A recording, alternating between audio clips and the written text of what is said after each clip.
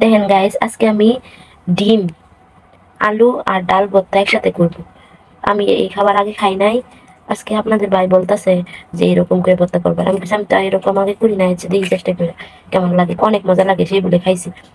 তার মা আগে খাওয়াইছে, মানে আমার শাশুড়ি মা আগে এভাবে খাওয়াইতো, অনেক ভালো লাগতো বলে আমি খাইছি। ডিম আর আলু একসাথে ভর্তা করে খাইছি, কিন্তু ডাল একসাথে করি নাই, তিনটা একসাথে করি নাই। আজকে করতেছি ফার্স্ট টাইম, দেখি কেমন লাগে। এই যে আগে এখানে মরিচ আর পেঁয়াজটা একটু সরিষার তেল দিয়ে একটু ভাজা নিচ্ছি। একটু তো কাঁচা পেঁয়াজ দিলে তো ভালো লাগে না, এই জন্য একটু ভাজা নিচ্ছি পেঁয়াজগুলা। আর এই যে একটু জাল বেশি দিচ্ছি, ভর্তা তো একটু জাল বেশি দিলেই ভালো লাগে, এই জন্য মরিচগুলো বেশি দিচ্ছি। আর এই কাঁচামরিচগুলো আমি পাকা কাঁচামরিচ কিনা পরে শুকাইছি, এখন একদম শুকনো মরিচ হয়ে গেছে।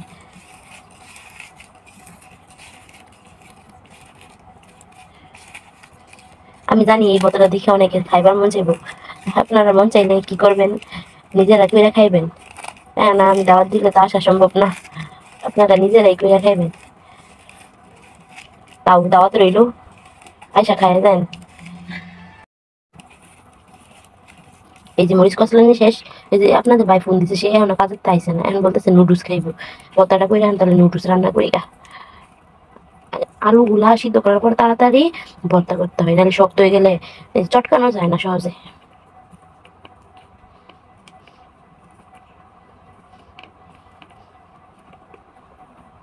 তা শক্ত হয়ে গেছে। আর এই ছোট আলুগুলো বেশি আঠালো হয় ভর্তা করলে।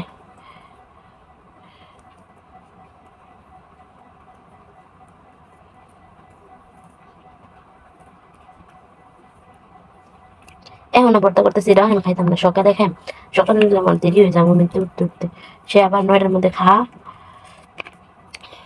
কয়টা দিন ধরে সকালে উঠতে পারি না, শরীরটা খুব অসুস্থ লাগে। এদিকে রাত সকালে শুধু উঠে ভাত রাঁধতে 0.5 ঘন্টা লাগে ভাত রাঁধতে।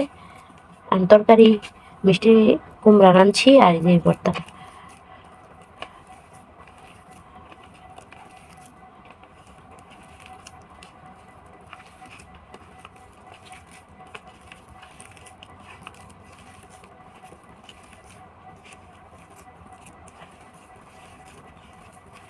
এই কেমন জাল হয়েছে,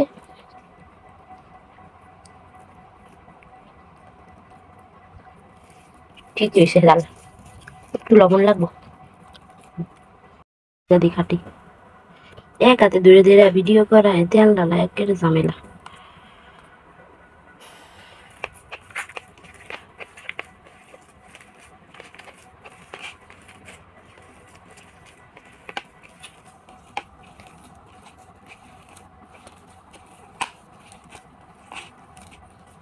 কে কে খাইবেন এই যে ভর্তা দিয়ে ভাত, অনেক মজা লাগবে খাইতে মনে হচ্ছে।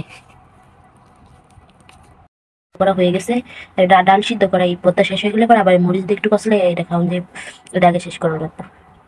এই যে হয়ে গেছে আমার।